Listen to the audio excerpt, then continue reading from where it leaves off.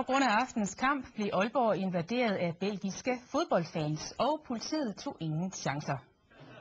Uropatruljen mandsopdækker en gruppe belgiske fodboldfans i Jomfru Anegade med assistance fra politiet i Gent.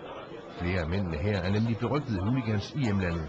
There's a small group who are known in Belgium as risk supporters and also supporters who has a stadium ban in Belgium.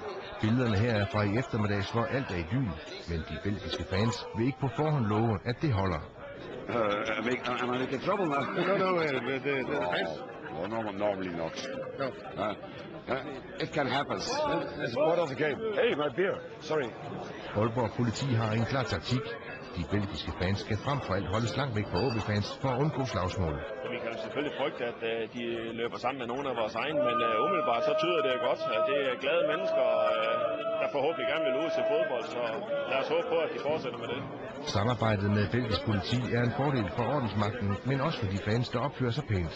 They all know me, they all know my colleague, and they know they will be observed by us. And if they cause any problem, any trouble, we will inform our colleagues from Aalborg. Vi kan køre hen og åbne døren, og så står der belgiske kollegaer ude og kan forklare dem det i løbet af ganske kort tid, frem for at vi skal stå og lave på noget halvgebrokken engelsk, og de måske heller ikke rigtig forstår. De to politimænd har begge det fromme håb, at dagen forløber uden slagsmål, men der hører enheden også op. Football is a feast and should not be a fight, and I hope it's that way, and for sure I hope Gent gets qualified for the UEFA.